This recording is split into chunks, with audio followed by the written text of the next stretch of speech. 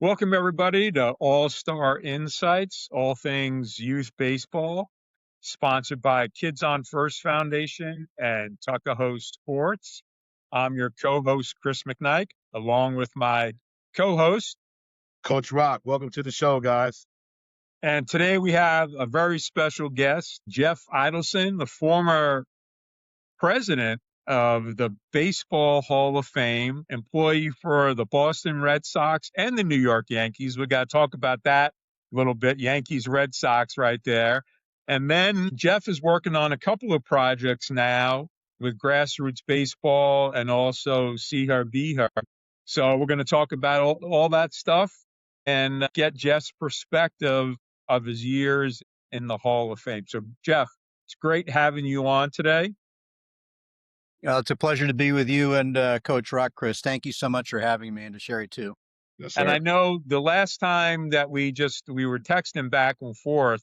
So I first met Jeff back in, I believe it was 1992, when Jeff was the director of public relations for the New York Yankees, and got me into one of my buddies was a spring training instructor at the time, and met Jeff down at spring training, and very friendly, very nice to my wife and I, and never forgot that, Jeff. So it's good to catch back up with you here today. You too, Chris. That was a long time ago. That's when the Yankees were training in Fort Lauderdale, and I think we had that was back when we didn't even have a bench coach, let alone all these other coaches. We had a hitting coach, a pitching coach, and the first base coach who also doubled as the hitting coach. So I don't know. Anyway. Yeah, that was cool. Pleasure to see you again. Good, you too, man. So I guess we're just going to jump right in here. So I know you started your baseball career as an intern with the Red Sox, and just kind of take us through that Red Sox transition and then moving over to the Yankees. Yeah, well, Chris, I grew up in Boston, a diehard Red Sox fan, started going to games with my parents who were fans when I was a really little kid. And I just loved being at the ballpark. It was one of those things where it fit for me. And I ended up being a vendor at Fenway when I was in high school and college. And, I'm getting ready to graduate college. And the career counseling people, this is back when they did these things, said, what are you going to do with your life? I said, I don't know. And they said, well, you're majoring in economics. What are you going to do with that? I'm like, nothing. And they said, well, what do you like? I said, baseball. They said, well, try to work in baseball. And that was quite foreign back then. This is in the 80s before internet and, where you can just look for jobs on Indeed and things like that. I got fortunate. I wrote to the Red Sox, able to get an internship there in 1986, 5 days after I graduated college, and really never looked back. I loved working for them. I spent 3 years in Boston and felt way more at home in a ballpark than I did like anywhere else. It just felt really natural. So I loved being there, and I was biding time because my internship ended, and then I started producing Red Sox radio broadcasts with Ken Coleman and Joe Castiglione, a couple of old time guys, and loved that and just wanted to work in baseball. And, I'm like, I'll work for any of the other 23 teams because there were only 24 teams then. I'll work for any of the other 23 teams except the Yankees because I grew up hating the Yankees. And sure enough, the Yankees are the one that offered me a position. And I quickly realized, Coach and Chris, that I love baseball more than I love Boston, and just being involved with the game was what mattered. And that set me on a path to where I am today. That's awesome. Hey, Jeff, hey, man, to make that transition across the board and to even be in that type of arena has to be an honor. How did you handle the different personalities and the different levels of executives and the corporate America in that particular in that? Yeah, thanks, Coach. In baseball, in that era, it was very mom and pop. It's not like today where every team has a revenue operation that that isn't connected to the team. Even that, look at the Giants out here where I live, and they have Giants Enterprises. The Red Sox have Fenway Sports Group. Back then, there was just like 40 of us, 30 to 40 of us, and two very different ownerships. I worked for Jean Yawkey, who she and her husband Tom Yawkey owned the Red Sox. He was passed, but she owned the team, and she was pretty hands off. Then I go to working for George Steinbrenner, who was quite the opposite, who was very hands on. He was a challenge. I mean, I remember meeting him. My first time I met him, how old was I? I was 24 when I went there, and I just I went in as their assistant PR guy coach, and it came down to two of us for the position, me and a guy from the Tigers, and I got the job. So I go up to meet George at this welcome home dinner before spring training, and I just said, "Hey, I just want to introduce myself to you. I'm your new assistant PR guy." And he puts both of his hands on my shoulder and he says, "Oh, you're the young man from Detroit." I said, "No, sir, I'm the young man from Boston." And he says, "I got 3 words of advice for you." I said, "What's that, sir?" He said, "Rent, don't buy." I said, "Oh, okay." And thus my tenure with the Yankees began. But what I learned, coach, is that I was young, and what I learned is that a lot from Steinbrenner. I mean, he was very demanding. He was very impatient. He wanted to win. He wanted to win at all costs. But I learned to be ahead of the game. I learned to always be accountable. I learned not to procrastinate, and there were a lot of valuable lessons I learned as a young guy working. Thank you for So the that. Appreciate media, that insight. the media in Boston, I'm sure they have a pretty rabid fan base, but the media in New York was probably a little bit different than the media in Boston. So how did you handle that making that transition to the New York media? Well, it's interesting, Chris, because the difference is actually quite profound. They're both massive media capitals, and back then you had a lot of traveling newspapers. I think I had 9 with the Yankees. Yeah, I think we had 9 with the Yankees. What was interesting, the big difference, Chris, is that in Boston, they hadn't won since 1918. So the refrain from media was, oh, they're just going to lose again. And the focus was on the players and whether or not they would be successful. In New York, it was all about Steinbrenner. I mean, he was controlling the back pages and he was sort of taking away, in a good way, questions that might be targeted at the team all the time. So I explained this to Wade Boggs because I worked with him in both Boston and New York. And he was under a microscope in Boston in a big way, for some of which because of his own doings, but was under a microscope. When he came to the Yankees, I'm like, dude, this is like the greatest thing ever. No one's even going to know you exist. I mean, this is a guy with 3,000 hits, so I'm sort of tongue Right. in cheek, but he's like, what do you mean? I said, you could just play here. You're just going to be able to play. And it was a vast difference. Media was fair in New York. There was just a lot of them. Yeah. I'm sure that kept you quite busy, especially when incidents popped up. Again, nothing major, but just incidents pop up with, like you said, with Steinbrenner and the managers and all that stuff. And I think that was it your first year that Showalter was the manager? No, he was my 4th manager, I think. Okay. I mean, it was like a rotating thing there with managers, managers and pitching coaches, GMs. It was like a rotating door, and I started with Dallas Green. So he was the first guy when I got there. And he had an amazing coaching staff. He had Billy Connors was our pitching coach, John Stearns in the bullpen, Frank Howard, Mike Ferraro, guys like that. But Buck came along a little bit later. I had Buck as a eye in the sky back when they had that, where he was kind of like charting defenses to being a third base coach and hitting coach and then manager, and just profound respect for him for what he's brought to the game. Yeah. Who was the easiest guy in terms of, you dealing with him and then with the media as a manager for you? They were all different. Buck was probably I was most in sync with because he was a young guy coming up, and then by that time I had 4 years under my belt, which doesn't sound like a lot, but in Yankee parlance in New York, that's an eternity. So, I could offer him something. I can offer him something in terms of strategy a little bit, and he and I bond, and plus we had a relationship. When he was eye in the sky, he sat next to me for a year up in the press box, so I had a good chance to have develop a relationship. And with him as our manager and Gene Michael as general manager, they started to shift the culture in a big way with the Yankees and built what became their dynasty in the mid-90s. Yeah. Well, that's awesome. Hey, Jeff, I wanted to find out, what do you say to those guys that are out there listening about the business side and understanding the business side of the game and not taking things so personal when it comes down to trades or decisions made by certain execs, and just maintaining a certain level of character and things of that nature throughout the transition of them having to be maybe shipped off to another team, so on and so forth?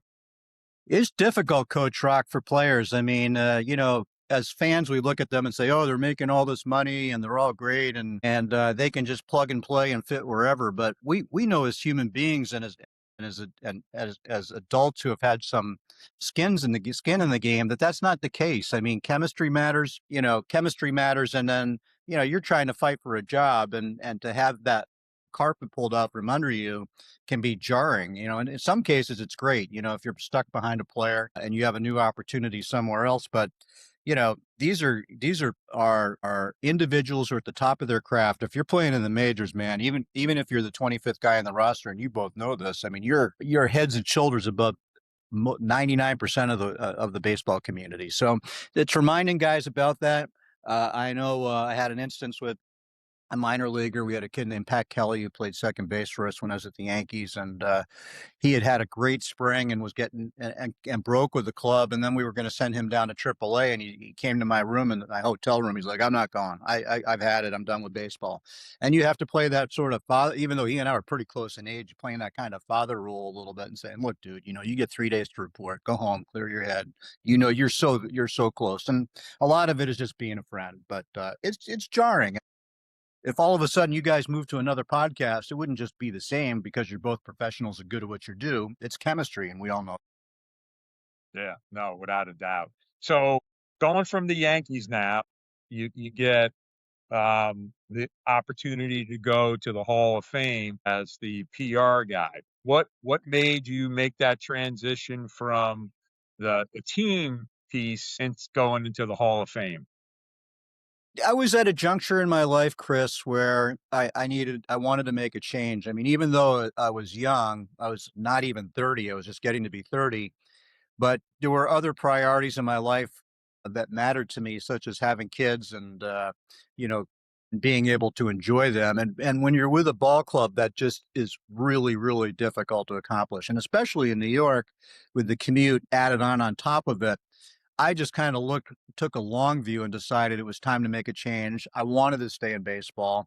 I was thinking about it, but I didn't. The Hall of Fame actually approached me and asked me if I would have any interest. At first, I wasn't sure that I wanted to make that dramatic a move, but I had the opportunity to go to Cooperstown. I loved what I saw and said, this is a place I really would like to work and be in baseball. And from a PR standpoint, it was kind of cool to be on the proactive side versus the reactive side. So with the Yankees, it was all about staying ahead of the curve, knowing what the writers were thinking and trying to be out in front of them and manage our image and protect our image. With the Hall of Fame, it was about promoting what we were doing. It's a museum in central New York. Chris, I think you're a New Yorker. It's about 200 miles north of New York City for those who are listening who are not from New York. So it's really in a quiet farming community in a town of 1,800 with no games and no media. So it was about how do you promote this organization, and that was exciting to me. Yeah. And so when you were working for the Yankees, where did you live in New York? I bopped around. When I first moved to New York, I thought, man, I got to get as close to the South Bronx as I can.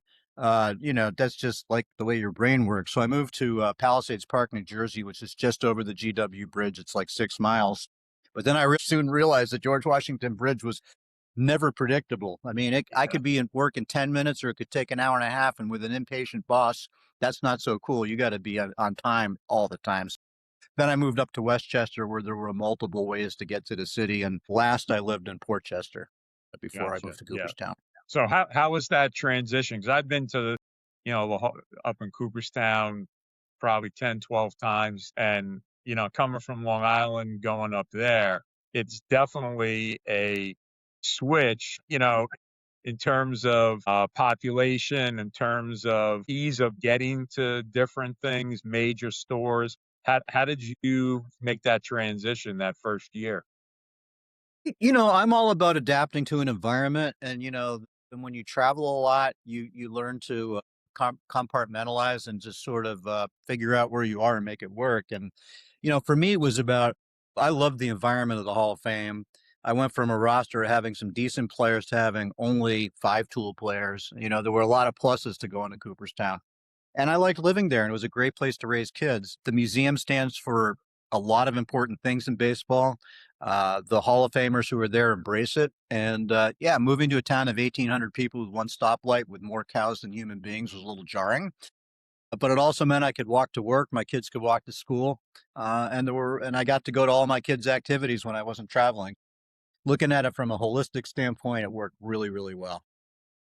Yeah. Hey, Jeff, I was wondering, I was reading some things on your inner city engagement in reference to bringing baseball more into the inner cities. Can you kind of expand on that and where you are in reference to that particular arena? Yeah, I mean, ability for those who want to play has always been near and dear to my heart. It started early on when I was with the Yankees, and Harlem RBI was just coming into an existence. That was the first RBI program for baseball in like 1990, I think, or 91. I can't remember exactly, but I pledged to get involved with them. I knew their director in terms of helping to build inner city baseball in New York, and from there, that put me on my path to where I am today, which is with Grassroots Baseball Coach, an organization that Jean Fruth, who was on was on podcast earlier, she and I co-founded this. She's a preeminent photographer, and this was an idea she had and really born out of her first book called Grassroots Baseball, Where Legends Begin. And the idea was she loved the idea of glorifying kids and then realizing that a lot of kids in underserved communities aren't getting that chance. As I was retiring from the Hall of Fame 7 years ago, she asked me if I wanted to turn her concept of promoting the amateur game into a not-for-profit. So that's what we do now with Grassroots Baseball, whether it's through books, whether it's through film, just everyday promotion. It's about creating that exposure in those underserved communities to hopefully engender more opportunities for kids to play. Thank you for that. Yeah, that's awesome. So now you go from the director, public relations piece in the Hall of Fame to become the president. Give us how that transition worked. Well, it's not something I ever had aspired to, Chris. I was very comfortable in my role. I was basically serving as VP of Communications and Education at that point. That was in the late 90s, and our president left. And, our chairman said, you have any interest in doing this? And I said that I had never honestly thought about it, and I really wasn't sure. And she said, well, go home and think about it. And so I went home and I thought about it, and I'm comfortable with what I know and also comfortable with what I don't know, and had a conversation with her about what I thought my pluses and minuses were. And the board decided they wanted me to have a shot at it. I was fortunate. They asked me to serve, and it was amazing. I absolutely loved doing it. It was a natural transition from being communications to being the president. Continue to work with the same amazing staff in Cooperstown to help build a lot of programs. And I'm so glad she asked. I'm so glad I said yes, and had a lot of fun along the way. At that point, then inducting players I had worked with, guys like Goose Gossage in New York, Jim Rice in Boston, Wade, those kinds of guys. I mean, all of a sudden, the guys I had worked with when I was a little kid, I'm on stage, presenting a plaque to, and it came full circle. I left the Hall of Fame in 2019 to retire, and then COVID came. And the guy who had replaced me as president stepped down. They asked me to come back to oversee the 2020 induction, which was held in 2021. And that meant inducting Derek Jeter, which was interesting to me because I had been with the Yankees when we drafted him out of Kalamazoo High School. So completely came full circle to, being with him in high school to giving him a plaque in Cooperstown. Yeah, that's awesome, man. That's I all. mean, just knowing if people haven't been to the Hall of Fame, it's really hard to describe the feeling that you get if you're a true baseball fan when you walk in there, and just to see the names of all the people that you've heard about, and you get an opportunity to see their plaques, but more so just the memorabilia in the hall. For a baseball fan, that must have been, I mean, for you and anybody else that goes up there, that must have been an awesome experience, and getting the memorabilia from players and curating the displays. Can you talk a little bit about how that works? Absolutely. So, yeah, for those who have not been to Cooperstown, the Hall of Fame is really three entities under one roof. It's a museum which chronicles the history of the game, as you were just saying, Chris. It's an education facility that goes into classrooms in all 50 states and several other countries to show the relationship of baseball to American culture and how much it permeates it. And then there's a Hall of Fame which honors the game's greats, the top 1% of those to wear a uniform. And going and being at special events and collecting artifacts that help define those events was really, really fun. The great thing is that the players really understood the value and importance of the Hall of Fame and the role that they were playing in help creating history. So I would say 99 times out of 100, 99 and a half times out of 100, when I ask a player for something related to an event, they said absolutely, not, happy to help. The culmination of that was getting Hank Aaron and Tom Seaver to donate their entire collections, and a promise from Ichiro Suzuki to do the same since those two had done it. Okay. Thanks for that, Jeff. I have the question, the social media question, of course. How do you determine who's in the Hall of Fame? Like, what is the criteria? Can you disclose that on the podcast? A lot of people, they have all of these different topics of discussion. Who should have been in the Hall of Fame? And they have all these guys up there, and then they're eliminating a guy. So can you kind of give some insight on what your thoughts are as far as how you all grade? Coach, that's like the best and healthiest discussion that we wanted out of Cooperstown is who belongs and who doesn't. That's what makes it so great. And that's, you don't have those discussions with other halls of fame because they're a lot more liberal in who they elect. And not a knock against them. It's just a different way of doing business. But the Hall of Fame is about, people have no idea how hard it is to get in, Coach. Just to put it in a perspective for your audience, there's about 3 million kids playing youth baseball today. And some of those kids will go on to play high school baseball, and even fewer will go on to play college baseball. And then every June there's a draft that used to be a lot bigger than it is today. And the top maybe 500 players now out of that 3 million playing get drafted. That's how hard it is just to get drafted to go to the lowest level of the minor leagues. But that's the creme de la creme. Those are the guys getting paid to play baseball. Now you want to go to the trajectory of making the major leagues. That's even harder, as somewhere between 10 and 15% of those that make the minors ever make it and step on a major league field. So making it to the major leagues is incredibly difficult. And I tell kids this all the time. I'm like, you have no idea. You could say, oh, that player's terrible. What are they doing on a field? But to make it and step on a major league field, you have to be really, really good. Then you take it to the Hall of Fame. It's even another level. 1% of those, as I mentioned, who play the game 1 out of 100. So what I tell kids is you have to go and watch a doubleheader. You'll see 4 teams playing, 2 in each game. Rosters of 25, that's 100 players. Give me the one guy who's going to Cooperstown. That's how hard it is. That's how special it is. How players get elected is pretty open process, Coach. So if you've played 10 years in the majors, at least 10 years in the majors, and then been retired for 5, you can be considered. So you don't have to have hit 300 over your lifetime. You don't have to have hit 500 home runs. If you play 10 years, and that's hard to do, 1/3 of players are done after 1 year. 2/3 of players are done after 5 years. So to play 10 years is a lot. Then you get considered for the Hall of Fame. Then you have to go in front of a group of writers, and there's about 500 writers, all of whom have at least 10 years covering the game that determine your fate. And you need 75% of those 500 writers to agree. It is so hard to make the Hall of Fame that when you see somebody on stage getting when you see somebody on stage in July getting a plaque, you know it's not a mistake. They belong. Wow, thank you for that. That is amazing.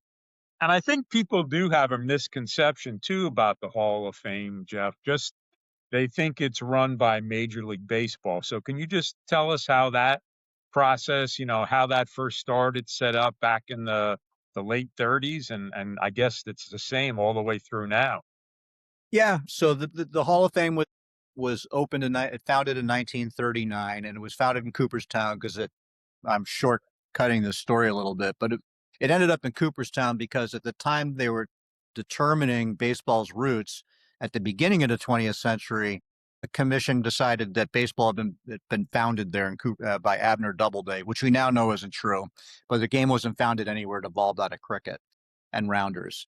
The way it was set up is it's a typical 1C3 not-for-profit, independent of Major League Baseball, but with Major League Baseball's close connection to it. So Major League Baseball does not make the rules. Major League Baseball is not involved in the voting. However, the commissioner and a number of owners do sit on the board to help them market and support the Hall of Fame in different ways. But they are independent, and the Hall of Fame is able to determine its own rules about how it wants to elect players or govern itself. Yeah, and I think that's important for people to know too, because I think a lot of people think it's Major League Baseball is making those decisions about the Hall of Fame, and it's really the baseball writers who have the final say that who gets into the Hall of Fame. They do, Chris. And getting back to your question about the artifacts and all the displays, and it's the museum staff that determines what subjects are covered. So, in a lot of ways, the Hall of Fame can act as baseball's conscience since its independence. You have exhibits on steroids, you have an exhibit on labor unrest.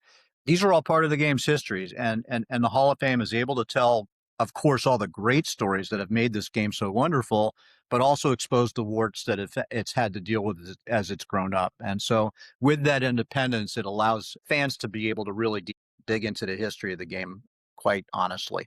And one of the cool things, I think, if people haven't been there, I used to take my college team up and we'd play at Doubleday Field. And one of the highlights was going in after the game the next day, going into the Hall of Fame.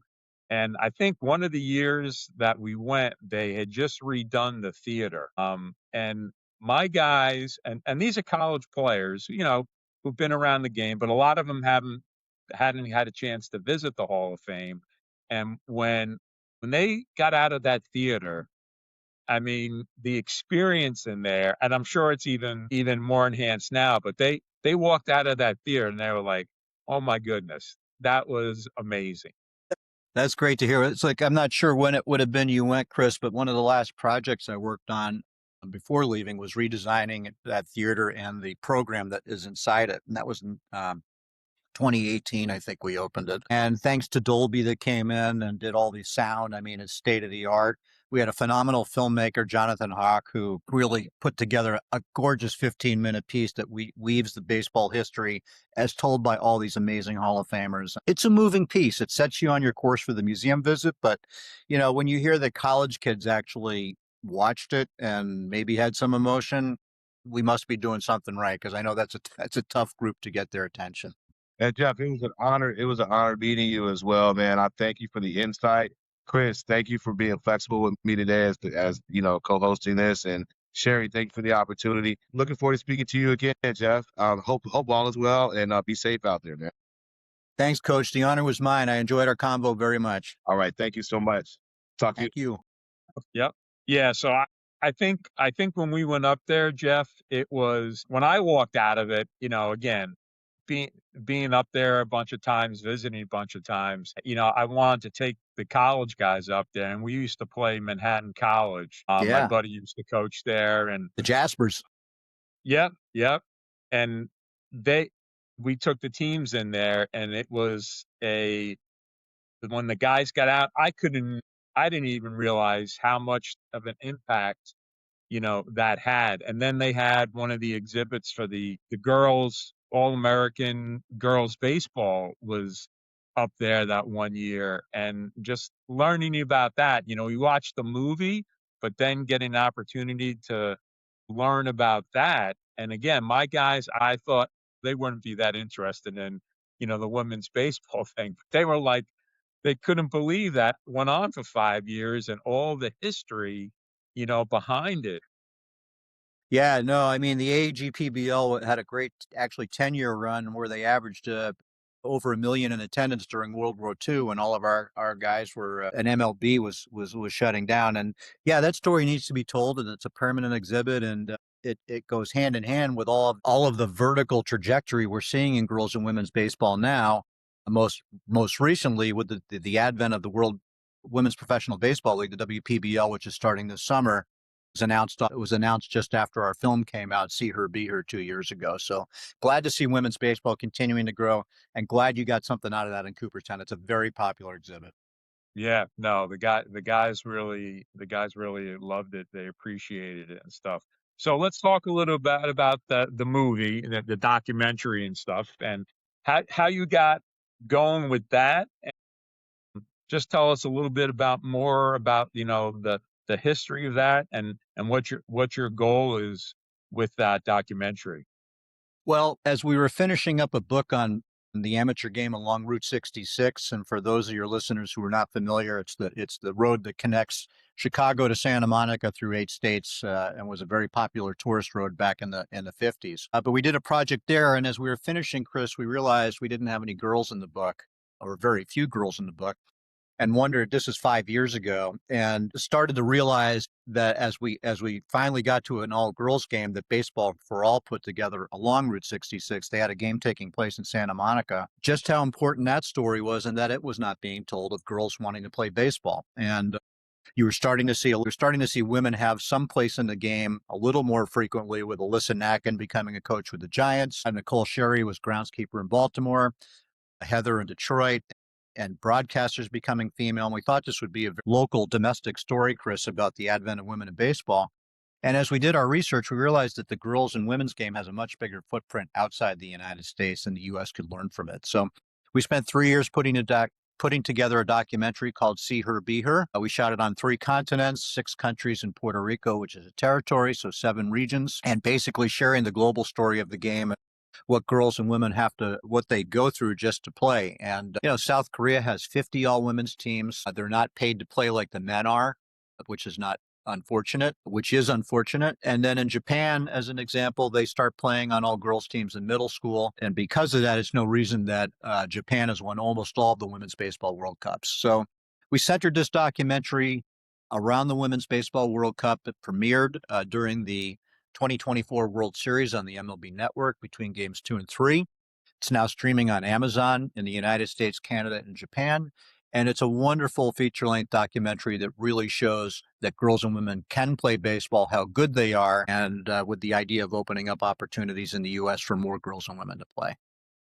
Yeah, I'm excited about watching the new league this year. And it was funny watching the documentary. I didn't realize in Japan how big women's baseball was. I always hear about the men's baseball there, and of course with the players coming over from the Japanese leagues playing in the major leagues, but had really I knew our softball players would go to play over in Japan.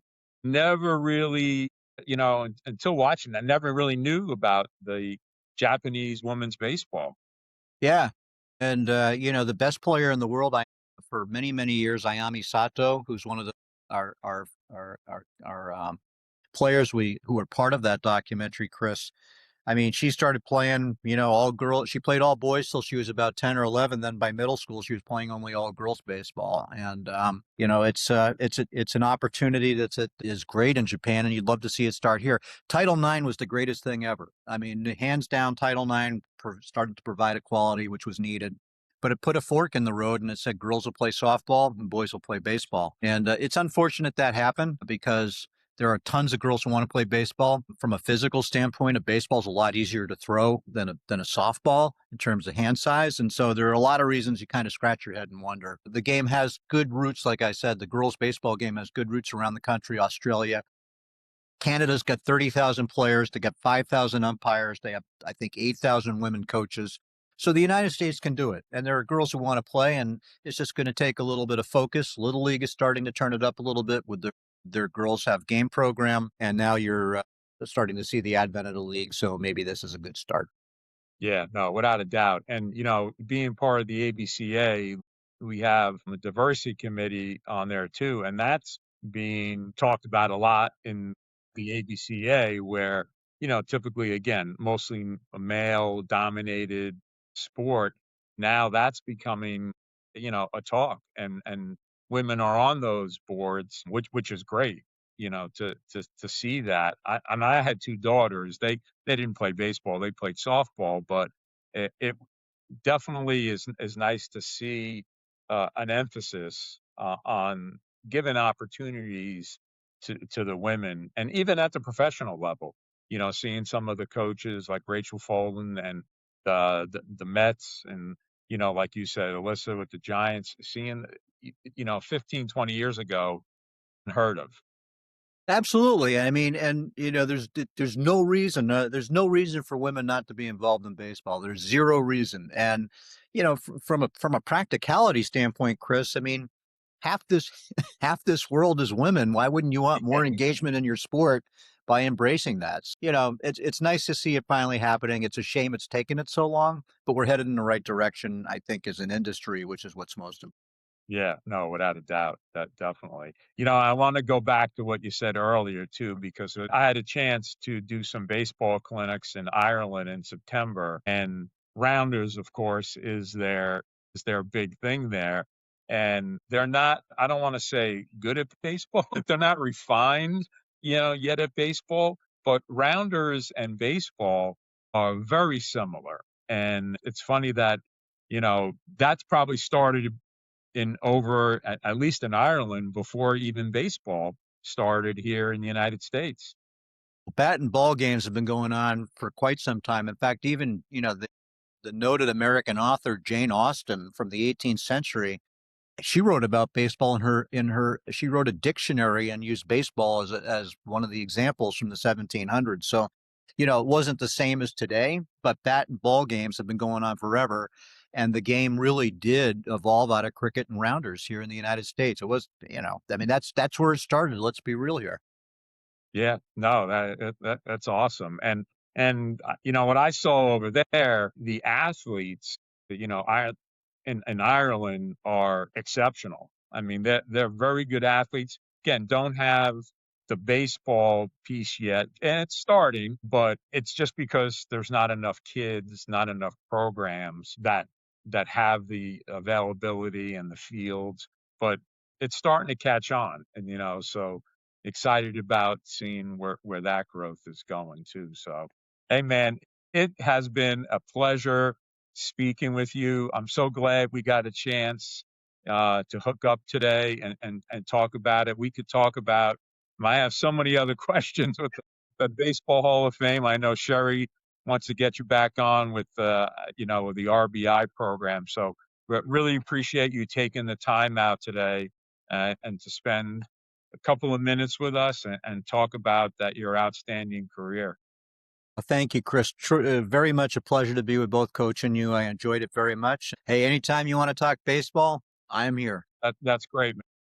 So everyone, definitely you get a lot out of this. That's very informative. One of the most informative podcasts, that we've had, this year, really. And if you haven't seen the film yet, definitely go see the documentary. Like Jeff said, it's on Netflix and Amazon. It's definitely worth. If you're a baseball fan in general, you'll really enjoy it. And we'll keep up with you, Jeff, on all your new projects. Thanks everybody for tuning in today. Again, All Star Insights, and we really appreciate our sponsors, Kids on First Foundation and Tuckahoe Sports.